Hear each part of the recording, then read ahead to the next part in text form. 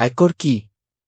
এক বছরের net income, লাভ বা মুনাফার উপর সরকারকে যে কর প্রদান করতে হয় তাই আয়কর।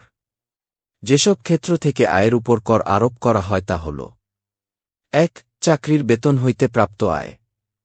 ২. বাড়ি বা দোকান ভাড়া হইতে আয়। ৩. কৃষি হইতে আয়। ৪. ব্যবসা হইতে আয়। ৫. মূলধনী আয়। ৬. আর্থিক পরিসম্পদ হইতে আয়।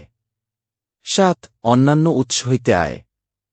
৮. অপ্রাপ্ত বয়স্ক সন্তান, স্ত্রী বা স্বামীর আয়, করদাতা না হইলেও। ৯. বিদেশে উদ্ভূত করযোগ্য আয়। ১০. ফার্ম বা ব্যক্তিসংঘের আয়ের উৎস। আয়কর কোনো ব্যক্তিরা দিবেন? যাদের আয়কৃত টাকা নির্দিষ্ট সীমা অতিক্রম করবে, কেবল তারাই আয়কর প্রদান করবেন। আয়ের এই নির্দিষ্ট সীমা হল: ১. কোনো স্বাভাবিক ব্যক্তির আয় যদি বছরে ৩,৫০,০০০ টাকার বেশি হয়। ২. কোনো মহিলার আয় যদি বছরে ৪ লক্ষ টাকার বেশি হয়। ৩. কোনো ৬৫ বছর বা তার বেশি বয়স্ক ব্যক্তির আয় যদি বছরে ৪ লক্ষ টাকার বেশি হয়। ৪. তৃতীয় লিঙ্গের করদাতা বা প্রতিবন্ধী স্বাভাবিক ব্যক্তির আয় যদি বছরে ৪,৭৫,০০০ টাকার বেশি হয়। ৫.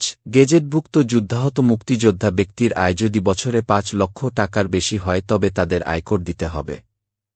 আয়কর গণনার নিয়ম: স্বাভাবিক ব্যক্তিদের জন্য প্রথমে মোট আয় নির্ধারণ করতে হবে, এরপর প্রদানযোগ্য কর নির্ধারণ করতে হবে। ১. প্রথম ৩,৫০,০০০ টাকা পর্যন্ত মোট আয়ের উপর কর, ০ টাকা। ২. পরবর্তী ১ লক্ষ টাকা পর্যন্ত মোট আয়ের উপর কর, ৫% টাকা। ৩. এর পরবর্তী ৪ লক্ষ টাকা পর্যন্ত মোট আয়ের উপর কর, ১০% টাকা। ৪. এর পরবর্তী ৫ লক্ষ টাকা পর্যন্ত মোট আয়ের উপর কর, ১৫% টাকা। ৫. এর পরবর্তী ৫ লক্ষ টাকা পর্যন্ত মোট আয়ের উপর কর, ২০% টাকা। ৬. অবশিষ্ট মোট আয়ের উপর ২৫% টাকা আয়কর দিতে হবে।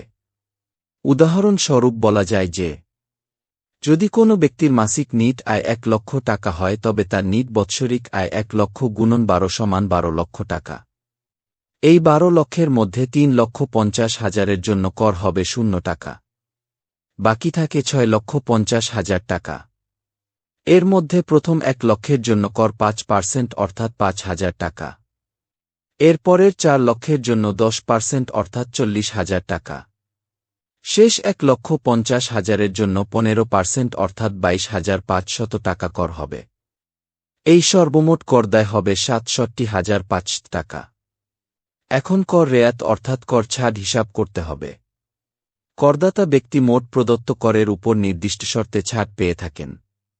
যেমন: ১. জীবন বীমা পলিসির প্রিমিয়াম, ডিপোজিট, পেনশন, মাসিক সঞ্চয় স্কিমে প্রদত্ত চাঁদা, প্রভিডেন্ট ফান্ড তহবিলের চাঁদা ইত্যাদি বিনিয়োগজনিত মোট বার্ষিক চাঁদার ১৫% অথবা ২. মোট বার্ষিক নিট ইনকামের ৩% অথবা ৩. ১০ লক্ষ টাকা। এই তিনটার মধ্যে যেটা সবচেয়ে কম হবে সেটি করদায় থেকে বাদ দিয়ে বাকি টাকা আয়কর হিসেবে পরিশোধ করতে হবে। এখন ধরি উক্ত ব্যক্তির চাঁদাজনিত বার্ষিক মোট বিনিয়োগ ৩ লক্ষ টাকা, যার ১৫% হল ৪৫,০০০ টাকা। আবার তার নিট ইনকাম ১২ লক্ষ টাকার ৩% ৩৬,০০০ টাকা। এই দুই সংখ্যার মধ্যে ছোট ৩৬,০০০ টাকা। সুতরাং মোট করদায় ৬৭,৫০০ টাকা থেকে ৩৬,০০০ টাকা বিযোগ করলে বিযোগফল পাওয়া যায় ৩১,৫০০ টাকা। অতএব উক্ত ব্যক্তিকে ৩১,৫০০ টাকা আয়কর পরিশোধ করতে হবে।